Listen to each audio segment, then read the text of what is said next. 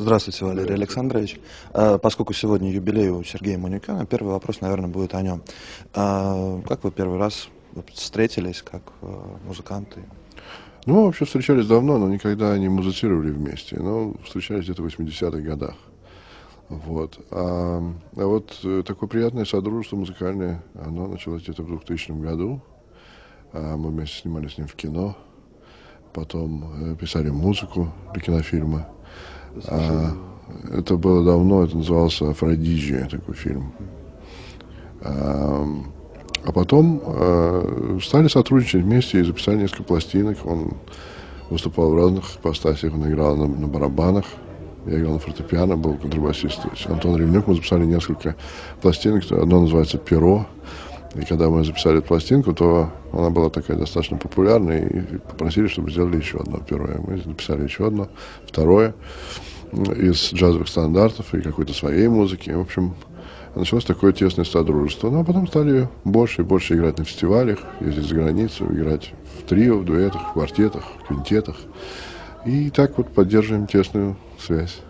Вы сейчас чаще живете в Соединенных Штатах. Ну, я иногда живу там, да. В основном я так как-то не определился еще. Вы можете рассказать, собственно, о публике? Какова публика в Соединенных Штатах, какова публика в России? Просто говорят, очень многие музыканты признаются, что в России их встречают гораздо теплее. Правда ли это?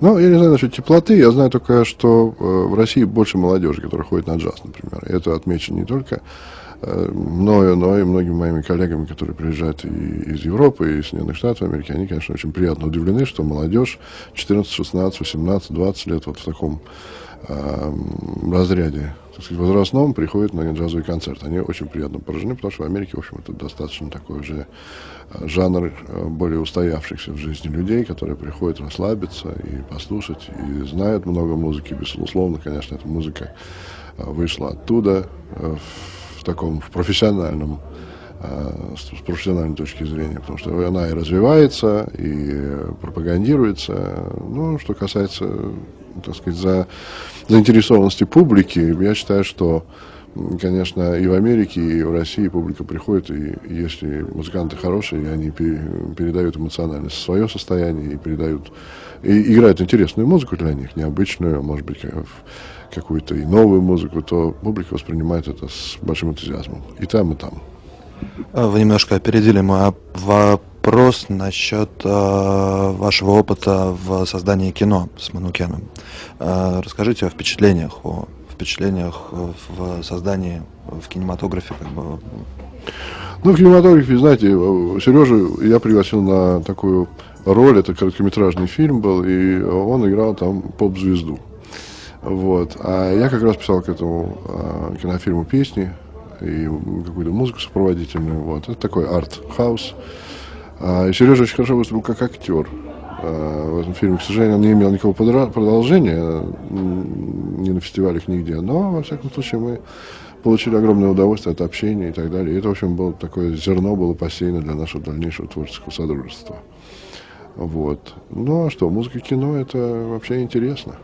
У вас нету планов еще написать какую-нибудь музыку для кино или? Есть. Я вот сейчас сотрудничаю с такой компанией Wide Media в Москве, я уже написал одну музыку для сериала. Это надо было очень скоропостижно написать, буквально за несколько дней, на 100 серий музыку. И, в общем, я успел как-то это все сделать, они ко мне обратились. И вот такое называется «Настоящая жизнь», которая идет по Первому каналу. Вот сейчас 100 серий эти идут. Когда вы пишете музыку, вы ограничиваетесь джазом или вы все-таки... Нет, я универсально, так сказать, отношусь. Фьюжн. Да, это не имеет значения. Это может быть и классические мотивы, это могут романтические мотивы. Все зависит от сюжета. И от пожелания, конечно, режиссера, безусловно. Но и свое видение. Я очень так демократичен. Если мое видение не совпадает с режиссерским, значит, либо я что-то не знаю, либо он что-то не понимает. Вот. Но все равно к общему консенсусу мы приходим вместе. Чего вы хотели пожелать Сергею? Сергею, но прежде всего здоровья и счастья. А остальное все у нас сбудется, потому что мы очень тесно дружим. И я думаю, что мы, в общем, оба как-то направлены на то, что нужно в жизни заниматься музыкой и тем, что нам нравится.